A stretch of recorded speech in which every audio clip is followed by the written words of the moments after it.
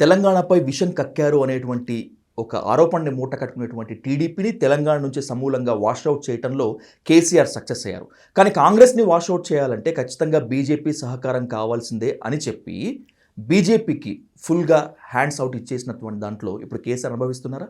యాక్చువల్గా దీని మీద వివరణ ఇవ్వాలి. ఏ పార్టీని వాషౌట్ చేయడం అనేది సాధ్యం కాదు. కేసీఆర్ గారు అది ఒక భ్రమ ఆయనది. ఆయన ఏదైతే ముఖ్యమంత్రిగా ఉన్న కాలంలో ఈ రెండు పార్టీలను ఖతం చేయాలని చెప్పి ఏదైతే ఆయన ప్లాన్ చేసి వాళ్ళందరినీ ఈ పార్టీలో చేర్చుకొని ఎల్పీతో సహా వాళ్ళ లెజిస్లేచర్ పార్టీతో సహా ఎప్పుడైతే చేర్చుకున్నారో అదే ఆయన చేసిన పెద్ద తప్పు. ఏ పార్టీని కూడా ఆ రకంగా హింసించకూడదు, ఆ రకంగా బలవంతంగా విలీనం చేసుకోకూడదు. అది చేసుకున్నప్పుడు ఏంటంటే ఈ రాజకీయ పార్టీలు ఎట్లుంటాయంటే ఒక్కోసారి రైజ్ అవుతుంటే ఒక్కోసారి కొంచెం డౌన్ఫాల్ ఉంటాయి. కానీ అది నాయకులనే ఉంటుంది తప్ప ప్రజలలో ఉండదు. ఈనాటికి కూడా మీరు గ్రామసీమల్లోకి వెళ్తే తెలుగుదేశాన్ని గుండె నిండా నింపుకున్న కార్యకర్తలు వేల సంఖ్యలో ఉన్నారు.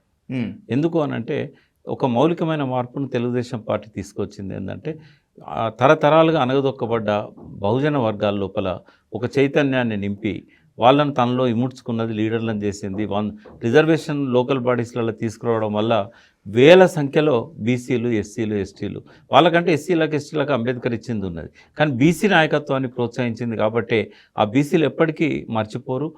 టీడీపీ నాయకత్వం అంతా వేరే పార్టీలలో పోయినా కూడా గ్రామాలలో ఇప్పటికీ బీసీలలో టీడీపీ పట్ల ఒక సానుకూలత ఉంది. కాబట్టి తుడిచిపెట్టడం అనేది ఎప్పటికీ ఎవరు ఏ పార్టీని తుడిచిపెట్టలేరు. అపోజిషన్ ఉండొద్దు అనుకుంటే సొంత పార్టీలోనే అపోజిషన్ వస్తుంది. ఇది గోడకు బంతిని ఎంత స్పీడ్గా కొడితే అంత స్పీడ్గా తిరిగి వస్తుందో రాజకీయాలలో కూడా ఇటువంటి తప్పులు చేసినప్పుడు అవి మనకు చుట్టుకుంటాయి. ఇప్పుడు ఆ కేసీఆర్ గారికి అదే ఎదురవుతున్నది. ఆనాడు ఈయన చేసిన తప్పే ఇవాళ ఆయనకు శాపమై మళ్ళీ నువ్వు చేసిందే కదా మేమెందుకు చేయకూడదు అన్నట్టుగా ఎదురు తిరిగింది. కాబట్టి మళ్ళీ ఆయన అనుభవించాల్సి వస్తున్నది.